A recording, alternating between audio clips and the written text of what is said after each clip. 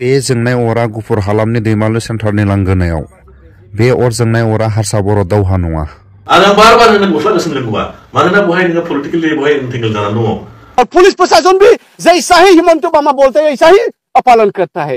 फैसा बेगाबो खामजोबदों बेफोर थाबोजोबदों आरो जों जेन थेनसो माने बासायनानै खारग'नो हादों आरो जेनेबा सरखारखौ जोङो सहाय होफिननो थाखाय जिउनि फैसा नुनाया लाख लाख थाखा खामनानै गुफुर हालामनि दैमालु सेन्टारनि हरखाबै अर जोंनायाव ए बाकसा फैसा बाकसा निबाव दं। अब अकेला लड़ेगा क्या? चाइना का साथ सिर्फ खाकी पोशाक जो पहनता है वही लड़ेगा क्या? बे अर जोंनाय दोहो दोहो अरा हारसा बर' दावहा नङा। गुफुर हालामनि दैमालु सेन्टारनि लांगोनायाव हरखाबै अरा नाङो आरो लाख लाख थाखा फैसा खामफायो। भिडिअनि फुटेजआव एसे नायलांबा स्पष्ट बुजिगोन।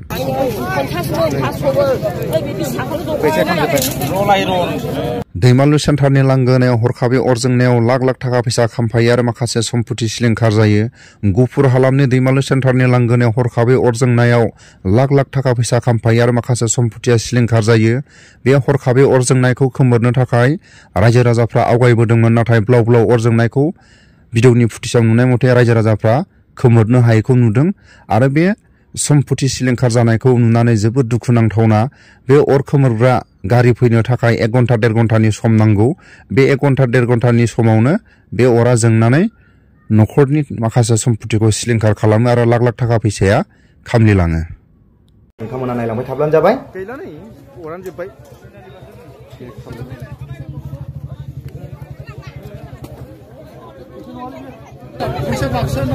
फैसा बाक्सुमोन नामा? फैसा दंमोन ना? फैसा दंमोन नै फैसा खामजोब्बाय। फैसाखौ लाङाखैमोन माने फैसामोन ना 500 गोजामोन नै फैसा खामजोब्बाय। 500 फैसा खामजोब्बाय।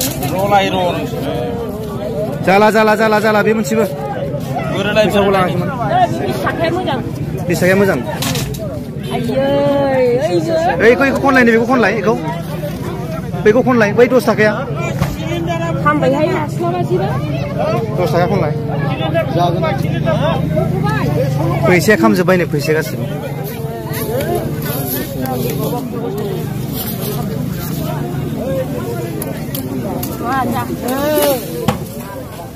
बाकसा फैसा बाकसा निबाव दं।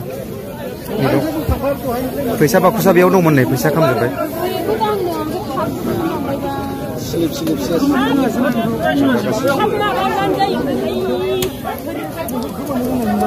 बेखौ नै दासो नायबाय थाबायना दहाय नङा दहायनिफ्राय नायनाय जायासै ना बेखौ ना खामस्लाबनाय नङामोनदां।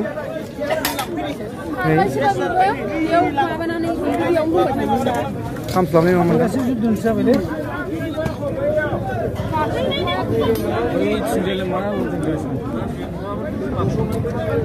बाकसखौ नायाखै दासो नायनाय जाबायना ना एसे सिगाङाव नायबा खामस्लाबनाय नङामोनदां माला फैसा थागौमोन मिथिबायना। औ बेयावनो दंबाय थायो बाकसा मिथिलाना बाव फैसा दं नामा दं फैसाखौथ' बहा मोननो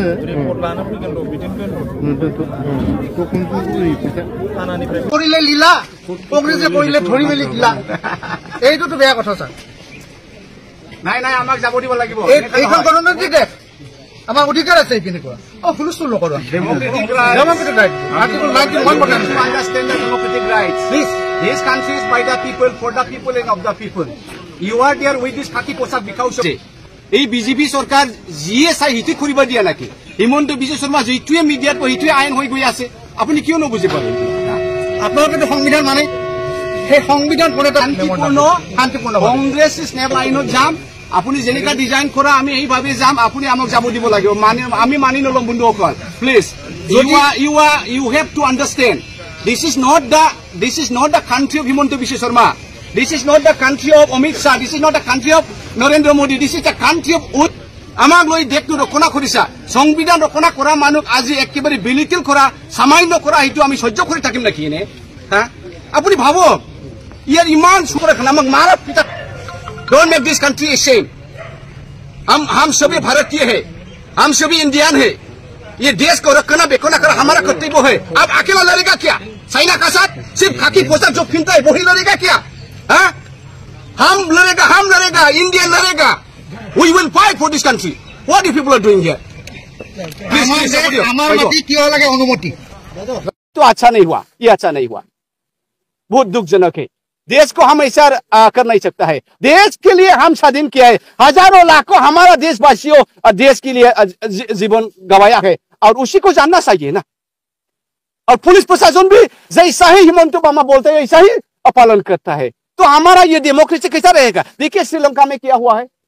श्रीलंका में सरकार नहीं है, म्यांमार में सरकार नहीं है, बांग्लादेश में भी ऐसा फाटने वाला है, सरकार नहीं होगा. और ऐसा बीजेपी सरकार रहते रहेगा तो हमारा देश भी ऐसा ही होगा.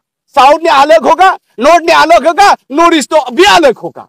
तो ऐसा हम मिनिस्टर को हमको क्यों नहीं चाहिए, क्यों चाहिए? तो इसीलिए हम बहुत दुख प्रकाश किया है. We all the citizens of this country need to react against this kind of unwanted, disrespectful, trying to belittle Dr. Bhimrao Baba Ambedkar. We are really unhappy with that.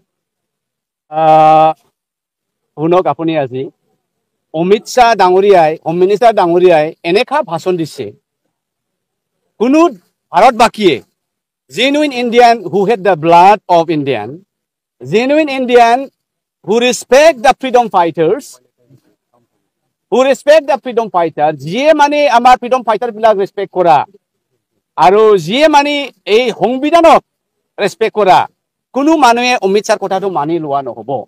আমি ইয়াৰে আজি অনুসাৰে in this regard we are gathering and we are protesting. We are trying to have a peaceful rally and submit our memorandum to the President of India, Drupadi Murmu ডাঙৰীয়ানী. কিন্তু পুলিচে আমাক এই গেটৰ পৰাই যাবলৈ নিদিলে. ইমান পুলিচ পঠিয়াই দিলে, এই খাকি পোছাকক তেখেতসকলে ডিৰেসপেক্ট কৰা নিচিনাহে লাগিছে. ভাৰতবৰ্ষক আমি স্বাধীন কৰিব নাপাৰিলেহেঁতেন উইদাউট প্ৰটেষ্ট. আৰু অমিত শাহৰ কথাটো শুনক, অমিত শাহৰ কথাটো এনেকা কৈছে যে চাওক আজিৰ তাৰিখত এটা সুইচ টিপিলে লাইটবোৰ ওলাই আহে টুপুচ কৰি. Artificial world, that does not mean that hey সূৰ্য তুমি মৰ্নিঙৰ একেবাৰে ডিউটি পালন কৰিবা দৰকাৰ নাই, তোমাৰ দৰকাৰ কি আছে? আজি মডাৰ্ণ যুগ, এই চন্দ্ৰ এই ৰাতিৰ কিয় দিগদাৰ দি আছে? অন্ধকাৰে থাক, আমাৰ লাইট আছে, আমাৰ জেনেৰেটৰ আছে, আমাৰ সোলাৰ আছে, হা তোমাক নালাগে? এনেকা ক'ব পাৰিম নে? অমিত শাহ ডাঙৰীয়া সেইটোৱে কৈছে যে डॉक्टर भीमराव बाबा साहब अम्बेडकर वो पुराना आदमी है, उसका जो चिंता, उसका जो क्रिएशन, जो संविधान ये पुराना हो गया, हमें उसका कोई जरूरत नहीं है. ये भी भाषण होता है क्या? और ऐसा बोला अमित शाह ने, मेरा पिता ये पुराना जमाना का पिता था, वो अनपढ़ था लेकिन मैं पढ़ा हो गया, इसलिए मेरा पिता को मैं नहीं चाहिए, दूसरा पिता मॉडर्न पिता को मैं बढ़ा लूंगा. ये भी होता है क्या? So this is how Mr. Amit Shah has addressed in the parliament, and we are against this. We cannot tolerate, we cannot let them go as they like. This is the reason why we are here today, showing so much of unpleasantness, and the police procession is supporting this kind of unwanted speaking, and they are not allowing us to.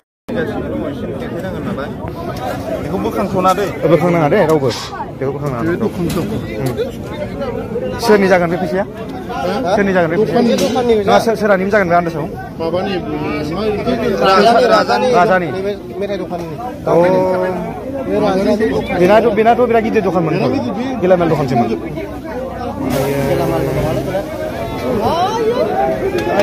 आरे बारासो जोंबावबाय नामा? Room मोनसे थांबावबाय? ए भगबान,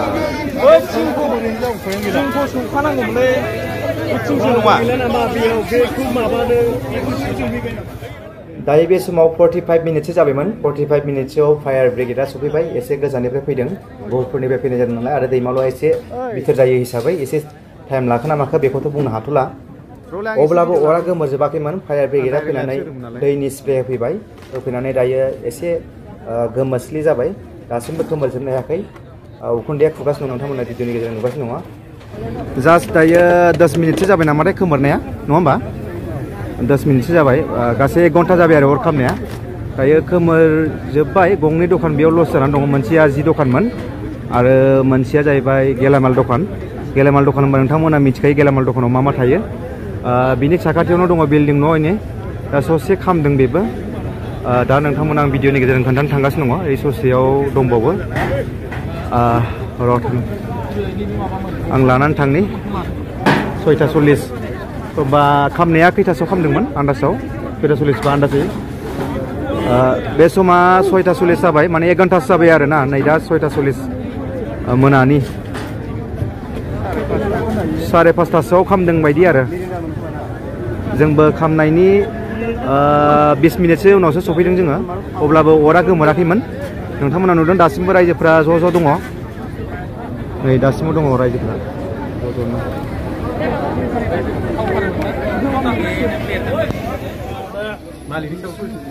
सामानफ्रा बेखौ बोस्लायना दोनबाय आरो ना एसे जि हायो ओमफ्राय आङो र' खोन्थानो थांगासिनो दङ न' सिङाव नैबे मोनसे बिल्डिं दंबावोमोन बे उनथिंजायनि बिल्डिं आरो ना बे उनथिंजायनि बिल्डिं दा बिथिंजाय बेसेबांसो लस जाफैदों बारा नांस्लाबासै होननानै बुंदों आं नोंथांमोननो बेगाव खोन्थागासिनो दङ नैबेयाव खोमसि उखुन्दै जाजोब्बाय नै न'आबो गोदानसोमोन ना जायाखैनोमोन नै जास्लाबाखैमोन उखुन्दै हा खोनाया र' ओरै नायग्रोनि आं नै न'आ उखुन्दै जाजोबनानै दङ सामानखौ बोखाबाय नै नांबोबायमोन नै बे खामबायमोन नै बे जराव वाला नोंथांमोना दा नुदों वाला खामबायमोन नै बे जराव वाला खामबायमोन ओमफ्राय दा फायार ब्रिगेडआ गासै 50 मिनिटसोनि उनावसो सफैदों हा 1 घन्टासो जागोन गोजाननिफ्राय फैनाय नालाय एसे सम लादों आरो ना गफुरनिफ्रायसो फैनाय नालाय बेयो जाहैबाय गफुर दैमाल' जानाय जाथायसोथ' नै सामानफ्रा खामजोबनानै दं मोनसेबो बासियाखै जि दखान दङ बेनिफ्राय गेलामाल दखान दंमोन जि दखान आरो गेलामाल दखान मोन ना मोननै औ दा दासिमबो नै अर उखुन्दैया दङ बेनिफ्राय नैबे दखाननि बे बायदिसिना थानाय बाकस दंमोन बाकस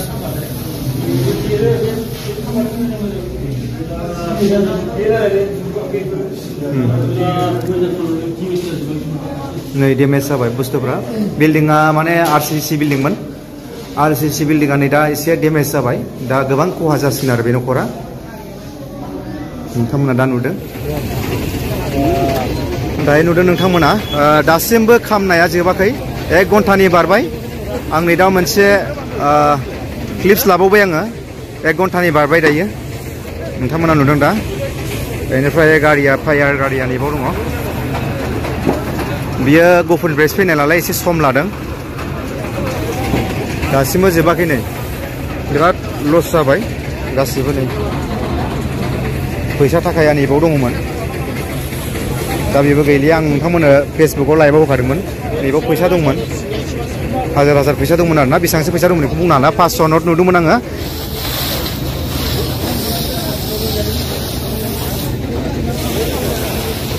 दायो अरा गोमोरदोंब्लाबो माने उखुन्दैयानो दंबावो बेनिखायनो नै दा उखुन्दैखौ थानायखाय एसे दाउट थानानै माने बेखौ फोजोबथारनो नागिरदों माने फाक्का न' खामनायथ' थिं न' खामनाय फाक्कायाथ' एसे खहा जाखाबाय गोबाङानो खहा जाबाय फाक्का न'आ आरसिसि न'मोन आरोना ओइ नुहुरनायानो बे उनथिंजाय आरसिसि न' दंमोन बेयावनो नुगोन नोंथांमोना नै जेसेबां सामान दं मोनसेबो थायासै गासिबो सेवहांगार जाजोब्बाय नै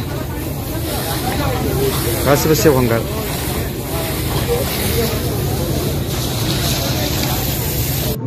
जोङो जेनेबा दखान सिङाव हाथायाव लांनो होननानै जि जाब्बाय थादोंमोन आरो बे जाब्बाय थानाय समावनो हरखाबै अरा जेनेबा जोंब्लावनानै माने दुम सोदोब होनायखाय जों मा जाखो साननानै नाहरबाय अरानो ब्लाव ब्लाव जोंब्लावजोबनानै जोंनि दखानाव खामफैदों आरो गिबियाव साखाथिनि दखानखौ खामग्रोदोंमोन नामा? खाथियाव खामग्रोदों आरो बे खाथिनि दखानाव अर सायगासिनो नालाय बेयाव खामग्रोदों आरो जेनेबा गोजां बोथोरनि जि जोम बिदिनो गुदुं गुदुं सुइटार लंपेन्ट गस्ला दंजोबोमोन आरो ओमफ्रायो बिदिनो मबाइल बेफोरबो थाबोजोबदों खामजोबदों ओमफ्राय डकुमेन्टसफ्राबो आधार कार्ड माबाफ्राबो खामजोबदों आरो फैसा बेगआबो खामजोबदों बेफोर थाबोजोबदों आरो ओमफ्राय जों जेन थेनसो माने बासायनानै खारग'नो हादों आरो जेनेबा सरखारखौ जोङो सहाय होफिननो थाखाय खावलायदों आरो जोंनाथ' होनाया जेनेबा बारा गोबावानो जायाखैमोन नालाय गोदानसोमोन नालाय मास मोननैल'सो जादोंमोन आरो बेयावनो दा बिदि जालांबाय आरो मोनसेबो बासायनो हायासै खामजोबखादों हरखाबसो जाखादों नालाय जेनथेनसो खारनो हादों जोङो। जितु प्रशासन बा पुलिस बिफाननिफ्राय बा अर खोमोरग्रा बिथांमोननिफ्राय नोंथांमोना माबायदि सहाय मोनदों बे समाव? बिसोरथ' जेनेबा एसे गोबावजोंसो फैदों, जेनेबा अराथ' सेस खामलावलांजोबखाबायमोन नालाय, ओमफ्राय बिसोरो एसे गोबावजोंसो फैदों आरो। सान्ति सुक्तिनि खाथिराव जे जोंनि बर' माहारि जायफोर दर्शन बोथोरनि सेंग्राफोर दंमोन गासैखौबो परित्याग खालामनानै नागारजोबनानै इभेन बड'लेण्ड रायजोखौबो नांला होननानै कमप्रेहेन्सिभ फाइनाल सल्युसन होनलायनानै सान्तिनि खाथिराव जे भारत आरो आसाम सरकारजों मोनसे एग्रिमेन्ट खालामलायदोंमोन आरो। दा बे बेलायाव सोरबा कनभिक्टेड, सोरबा नोङो हियारिंआव सोरबा माबा मोनसे दायाव दंबाबो जे जोङो आगोलनि जारिमिनफोरखौ नायबा नुयो जे बिएलटिनि टाइमावबो बेबादि मेला कनभिक्टेड जानाय दंमोन आरो बेबादि हयथ' एनडिएफबिनि बाहायफोरनि आन्दलननिफ्राय बांसिन बिएलटिनि आन्दलनाव मानसि थैदोंमोन। थिग बे रोखोमैनो जों बिसिनि दफाफोरखौबो नायनानै फरायदों, एखे बाथ्राफोरखौ लिरनाय दङ जे आसाम स्टेट एक्जिस्टिं पलिसिनि अनुजायै बिबिचना खालामनानै बिसार खालामनानै रिभिउ खालामनानै बे जिनिसखौ आसामनि सरकारनि सायावनो दायित्वखौ होनाय जादों। दा जों बेखौनो होनबाय थादोंमोन जे जों नुहुरदों जे बे जिनिसा गस्ला गोसोमजों मालाबा गवा, मानोना बेवहाय पलिटिकेलनि मोनसे सार्थ लबि दंदेरो। जों आगोलनिफ्राय होनबाय थादों जे गाबोननो जुदि इच्छा जायोबा आसामनि चिफ मिनिस्टार प्रमद बर' बा सोरबा दैदेनगिरि जायफोर दैदेननानै दङ जोंनि दा रायजो आरो काउन्सिलखौ, बिसोरहा एलायन्स गभर्नमेन्ट दं, बिसोरो एकान्त भाबै जुदि गोसो गोरबोजों मख'थारनो लुबैयोब्ला दिनै मानो एसेम्ब्लियाव दिनै मानो मोनसेबो रेजुलेसन लादिया? नोङो बिटिसिआवबो रेजुलेसन लानो हायो। 2 नम्बर खोथा, नोङो एमएलए फोर जोंनिफ्राय 12-13 जन दङ, नोङो काउन्सिलावबो एमएलए एसेम्ब्लियाव रावबो रन्जन दैमारिनि खोथानि सोमोन्दै रायलाया। दा बेखौ एकान्त भाबै शान्तिखौ जुदि बृहत्तर ग्रेटार इन्टारेस्टनि जुदि शान्तिनि जुनै बिथांमोनाबो आवगायनानै गावसोरनि दल संगठनखौ फोजोबनायजों लोगोसे बड'लेण्ड रायजोखौबो नांला होननाय सिमांखौबो गारजोबनानै बिसोरो शान्तिनि खाथियाव दिनैहाय मेन स्ट्रिमाव फैफिननो नागिरदों। होमब्ला बिसोरखौ मानो हमथाबाय थादों? आरो आं बार होनो गस्ला गोसोम जोंखौबा, मानोना बेवहाय नोङो पलिटिकेलि बेवहाय एन्टेंगल जानानै दङ। दा बादियाव जुदि रेजुलेसन लायोबा हाउसआव एसेम्ब्लियाव मोननै काउन्सिलाव बिटिसिआव आरो नोंना आसामाव बिथाङा गयनि जेबो खोथायानो गैया, बेवहाय जेबो गुलुं गुजि जानो नाङा। आं स्पष्ट खोथाखौ सिगांनिफ्रायनो बुंबाय थादों, एनडिएफबिनि आन्दलन बिएलटिनि आन्दलन एखे, डिफारेन्स जेबो गैया। बिसोरबो सिलाय हमदों, बिसोरबो मानसि गावथारदों, बिसोरबो बम ब्लास्ट होदों, बिसोरबो बिएलटि भाइफ्राबो नोङो फकिरगाम बादियाव ट्रेनफोरखौ गंसे उड़ायहोदों, मानसिफोरनि खुनु काउन्टिं गैया बेसेबां थैदों। घटनायाथ' एखे, केसआबो एखे, आन्दलनाबो एखे। दा बिथांमोना जुदि जेनेरेल एमनेस्टि मोनदोंब्ला बे जेनेरेल एमनेस्टि मोननाया दाबो दङ, मानोना भारतनि प्रेसिडेन्टनि सायाव थायो बे पावार फांसना।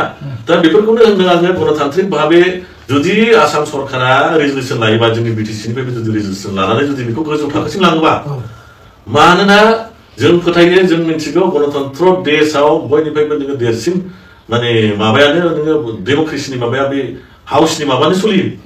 दा बे हिसाबै जों नुनोसो मोनदों थारमाने जों बर' भाइफोरखौ दिसपुरा मालाबा मोनाखै, जोंखौ डिसक्रिमिनेटिं खालामबोदों आरो बिसोरहा मोनसे गिनाय दंमोन बे मानसिफोरखौ हगारना लाब्ला हयथ' जोंनिफ्राय आरोबाव आलादा जानो आन्दलन खालामफिनगोन नामा, बा बिसोरो बे बम ब्लास्टनि सायाव नोंथांमोना गोसोआव दंना गैया? जेब्ला बम ब्लास्ट जादोंमोन बे दानि चिफ मिनिस्टारा जेब्लानाखि बियो मा होनो हेल्थनि मिनिस्टारमोन कंग्रेसनि टाइमाव, अखानायै मोनसे स्टेटमेन्ट होदों जे बे जाय बम ब्लास्टजों जड़ित मानसिफोर दङ, जिखुनु दल संगठननि जाया मानो, जोङो बेखौ आसामाव फर उदाहरननि जुनै एग्जाम्पलनि जुनै जों मोनसे साजा होगोन होनना बुंदों, प्रमिस लादोंमोन। दा बे प्रमिस मथेनो बे मावगासिनो दङ। थारमाने फासि घाटसिम बिसोरो लांनायनि बै टाइमावनो प्रमिस लाखादोंमोन। दा जों नुनो मोनो बर'फोरखौ एसामिसफ्रा जे सैया, दिसपुरा जे सैया, अराय टाइम सैया, जोंखौ हिंसा खालामबाय थायो, बे खोथा दिनै प्रुभ जाबाय। मानो प्रुभ जाखो होनोब्ला बिसोरो गोसो जायोब्ला हगारनो हायोमोन। थारमाने जोंनि बर'फोरनि जेसेबां जे जोंनि सरलथा, बे सरलथाखौ लानानै जोङो माने हादारन जोंनि जे सरलथाखौ लानानै आसामनि सिङाव जोङो खर' गंलायबाय, सारेन्डार खालामनानै जोङो रायजोखौबो नांला, सान्तिनि खाथिराव जोङो बिटिआर होननायखौनो हरदो होननानै माने सान्तिनि खाथिराव बेखौनो एग्रिमेन्ट खालामनानै लाबोबाय काउन्सिलखौनो। अब्लालाय दिनै जों हमनो हायो, जों बुजिनो हायो आसामा दिनैसिम जोंनि बर' जाथिखौ खोमायाखै। जोंनि मानसिया सान्तिनि खाथिराव रायजोखौ नांला होननानै जुदि थांनो हायोबा, जोंनि मानसिफोर दिनैसिम खोमाखौ होआखै एसामिसफ्रा, थारमाने दिसपुरफ्रा। थारमाने गोदोनिफ्रायनो जोंनि सायाव मुगैनाय डिसक्रिमिनेसन दङ। बे बर' हारि ट्राइबेल होननाया बे हानि मालिक, बिसोरो मिथिगौ। बिसोरखौ जेरैखियाबो जोङो फोजोबस्रांनांगौ खायदायै बुद्धियै, मानोना बिसोरो जुदि स्ट्रं थायोबा सानसे समाव आलादा रायजो लाना थांनो हागौ, बा आसामनि हाखौ आरो बुखावनो हागौ होननानै। दा जायनि जुनै बिसोरो गोदोनिफ्रायनो बर'फोरखौ लानानै दिसपुरनि षड़यन्त्रआ बेनो जे बिसोरो मालाबाबो जों रायजो मोना। जायनि जुनै आसामनि जेसेबां दल संगठनफोर दङ, आसुवान होन सोरबान होन, बिसोरनि मेन उद्देश्यआनो जाहैबाय अखमर माटि आरो एक इन्सिउ निदिउ। होना होमबा थारमाने हा बिग्रा जोंसो राबाथ' गैया लालुं कसारि मेस देउरिफ्राथ' बिरोङा बिसोरनि जनसंख्या 1 लाख 2 लाख 4 लाख 5 लाख दं गिनांगौ जाथि हिसाबै बर'ल' दङ एसामिसजों बुलायलायनानै सौलायलायनानै जोख्लाबलायनानै आलदा रायजो दानो हाग्रा पावारा बर'फोरसो जायनि जुनै बर'फोरखौनो सब समाय लानानै दिसपुरा सब समय षड़यन्त्र खालामो जेन जोंखौ इउनिटि जाहोआ जोंखौ गोदोनि बादि उपेन्द्रनाथ ब्रह्मनि टाइमनि बादि मोनसे जागरण जाहैफिननो बिसोरो माने जोंखौहाय लुबैया बेनि मेन रिजनआ जाबाय जों हा बिदों जोंनि दायाबो हा बिनायखायसो जों दायो जों मुगैजानाय जोदामै जानाय नाखौ हरजानाय सोबाखै हरजानाय दायनि उद्देश्यआनो मेनआनो जाहैबाय जों जे आलादा रायजो बिबाय गुबुन ट्राइबेलाथ' रायजो बिरोङा बर'फ्रा रायजो बिदों बोलथे बिसोर मोदोमाव नांबाय जोंनि हाखौ बिदों नोंसोरो खावसे मानि जुनै मोननांगौ नोंथांमोना हयरेस बे हाया जोंनिसो बिसोरो जोंनि सायाव दखल खालामनानै दं दा बेफोरखौ लानानै जोंनि 1 नम्बर सुथुरा बर'फ्रा मिथिना लानांगौ दिसपुर आरो बिसोरबो मिथिगौ जोंनि आसामनि मेन माने दुश्मना जाबाय बर' होननाय जाथि मानोना बिसोर सानसे समाव स्ट्रं थायोब्ला इउनिटि भाबै थायोबा बिसोरो सानसे समाव अकुपाइ खालामनायजों लोगोसे बिसोर हाखौ बुखावना लानो थांनो हागौ बिथांमोना जाय बर' जाथिनि माने डेभेलप जानाय वेल डेभेलप जानाय ग्र' डेभेलप जानाय बिथांमोना लुबैया जिबनावबो लुबैया गावसोर समान समान डेभेलप जाखांनो जेन' गावसिनि आथिं सिङाव जोङो सरन खालामनानै सोलिनाङो जायनि जुनैनो बे बिटिआरनि एकर्डफ्रा नोंथांमोना नुबाय जोंनि मोनखानाय पावार फांसनफोरखौ गासैखौबो डिसक्रिमिनेट खालामजोबनानै गासैखौबो सिफायफिनजोबनानै रिभिजिट खालामनानै जेन' गावसोरखौनो हान्थु खरायनानै जोंनि मानसिफोरा सार होननानै दिसपुरनि आन्दाराव थाफिननाङो जायनि जुनैसो बे बिटिआर एकर्डखौ बे रोखोम बानायनाय जादों दा जोंनि रायजो राजाफ्रा बेफोर खोथाखौ बुजिनो हानांगोन मा लाइनाव बुंदों बिथांमोना गावसिनि जे गावसिनाव जे दायफ्रा जाबसिन जाजोबनोसै बे दायनिफ्राय जेन' गावसोर गयो मिथिबाय दा बे दायनिफ्राय जेन' बारग'नो हायो जे जोंहा बेवहाय जेबो लोब्बा गैया होनजानो बिथाङा हाजारखि बुङा मानो जों जाम्बा नङा दानि नोङो 21 सेन्चुरिनि मानसिफोरा जाम्बा नङा कनभिक्सन थाखानाय हक मानाय हक नेलसन मेन्डेला 28 बोसोर जेल जानानै सिङावनो सुक्ति साक्कर होनानै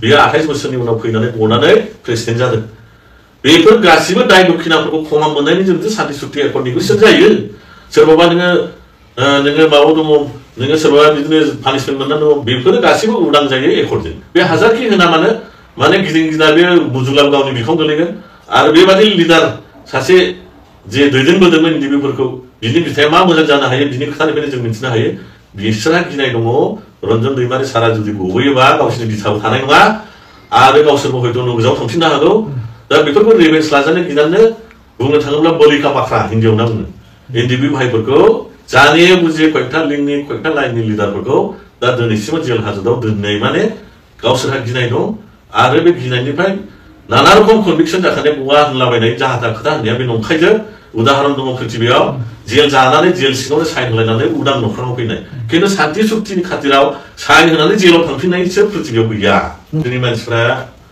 बिसोरो जे जिनिसफोरखौ लानानै जे खामानिफोरखौ मावदोंमोन मावफुंनो हायाखिसै टाइम पिरियडआव रायजो राजाफोरखौ दाथ' बिसोरो पियर पलिटिशियान जाहैबाय नालाय जे जिनिसफोरखौ सैथोथानिफ्राय जेन' सैथो जिनिसखौ मिन्थिया गावसिनि होननाय बाथ्राफोरनि जेराव पाब्लिकनि सायाव सैथो होननानै सानजायो बेफोरखौ लानानै बिसोरो जाहाथा होनलाबायगासिनो दङ बिटिआरआ बोरै नोङो बिटिसिनि गेटआव नोङो नामाव लिरजागोन बेनो लेखा साजाय दङ दासिमबो एप्रिल मार्चसिम 2025 सिम बिटिसिआनो थागोन इलेक्सन जादों बिटिसिनि इलेक्सन जादों बिटिसि सरकारानो दं बिटिसिआनो दङ बिथांमोना इमप्लिमेन्टेसन खालामनो हायाखै बिसोरनि टाइम अफ पिरियडआव बिसोर मावफुंनो हायाखै दा बिसोरो जाहाथा खोथा होनलाबायनानै दङ आरोखि बेयो मोनसे दा लेखा सादासो बिसोरनाव सों जुदि बिटिआर जाबायब्ला बिटिआरनि आर्टिकेल नाम्बारा बेसे बेनि दफा नाम्बारा बेसे सिक्सटिडुलनि बबे धारा नाम्बार आर्टिकेल नाम्बाराव बिटिआरआ जन्म जाखो आइननि बहा अब्लिगेसन दङ बिसोरथ' गैया माने बिटिआरआ दाबो जन्म जायाखै लोगोसे गेजेराव आं नोंथांखौ मोनसे खोथा इनफरमेसन होनो सानबावबाय दा जोंनाव 125 दा एमेन्डमेन्ट सोलिगासिनो दङ प्रद्युत मानिक्य देब बर्मा जे राजा त्रिपुरानि बिथांमोना 40 बोसोर आन्दोलन खालामनानै सिक्सटिडुलखौ माने रिभिजिट खालामफिननांगौ रिसेटलमेन्ट खालामफिननांगौ रिभिउ खालामफिननांगौ होननानै बिसोर डिमान्ड होदोंमोन दा 125 दा एमेन्डमेन्ट सोलिगासिनो दङ तारमाने जोंहाबो दा बिटिआर बिटिसि गासिबो एमेन्डमेन्टआवसो दङ दा टाइम अफ पिरियडआ बिटिआरबो गैया जेबो गैया बुंनो थाङोब्ला गल्डेन चान्स दा नोंथांमोना मिन्थिया गावबा गाव एलेकानि सिक्सटिडुलखौ मा रोखोम सिक्सटिडुल लुबैदों बे रोखोमै हम मिनिस्ट्रिया बिनानै दङ जे नोंथांमोना नोंथांनि सिक्सटिडुल माबादि एमेन्डमेन्ट माबादि रेक्टिफिकेसन माबादि रिसिडुल खालामनो लुबैदों बेखौहाय भारत सरकारा दा मेमोरेन्डाम लागासिनो दङ दा थिग मथे तारमाने त्रिपुरानि जे काउन्सिल दंमोन बेवहाय नोङो नन ट्राइबेलफ्रा बुंजोबबाय बे सिक्सटिडुलनि मर्यादानो गैला होनजासै दा जायनि जुनै बे बिथां राजानि नेतृत्वआव डिमान्डआव जोङो नर्थ इस्टआव गासिबो सिक्सटिडुलनि मोनसे रिभिउ मोनफाबाय आरो मा रिभिउ मोनफानाय माने बिटिआरबो रिभिउ जाबाय बिटिआरबो बिटिसिबो रिभिउ जाबाय दा नोंथांमोना मिथिया प्रमद बर'आ हारसिंनो बे मेम'रेन्डामखौ हैनानै दङ दा जों होनदों जोंनि दुवार ओनसोल बिनाया नै नाय नोंथांमोना जोंनि मेम'रेन्डामा पाब्लिक जोङो गथायदों फराय दा जोङो होननांगौसो बिथां प्रमद बर'नाव बिनांगौसो नोंथाङा जे रिभिउ जानाय 6 सिडुलनि 125 दा एमेन्डमेन्ट जे जानो थांदों बहाय नोंथाङा मा बिदों बेखौ दा पाब्लिकलि खोन्थानांगौ जोंनि मानसिफ्रा सोंनांगौ जोंने जुदि मेम'रेन्डामखौ खोन्थानो हायोबा बिथाङा पाब्लिकलि मानो खोन्थानो हादिया आरो 2 नाम्बार खोथाया जाहैबाय बियो बिफानि सम्पत्ति नङा उरखाव बर'नि गोविन्दनि प्रमदनि बिफानि सम्पत्ति नङा काउन्सिला बेखौ क'क्राझाराव अल पार्टी मिट खालामनानै सावरायनांगौमोन जे जोङो 6 सिडुलखौ माबादि लामारनो मानोना बिटिआर एकर्डआव खुनु 6 सिडुलनि आर्टिकेल नाम्बार गैया अब्ला बेखौ बिफानि सम्पत्ति नामा प्रमद बर'आ माबोरै हासिनो हाखो अब्ला बेखौ बेयाव अल पार्टी मिट खालामनानै क'क्राझार बादियाव लेंहरनांगौमोन एबसुखौ लेंहरनांगौमोन एक्स ब्लान्डार्सखौ लेंहरनांगौमोन अपोजिसन पार्टी हिसाबै बिपिएफबो थानांगौमोन इउपिपिएलबो थानांगौमोन सावरायनानैसो जोङो मोनसे थिरांथा लानांगोन जे जोंनो 1949 नि बादि 6 सिडुलखौ जोंनो नांगौ 6 सिडुलाव थायो article 244A article number 271 article number 275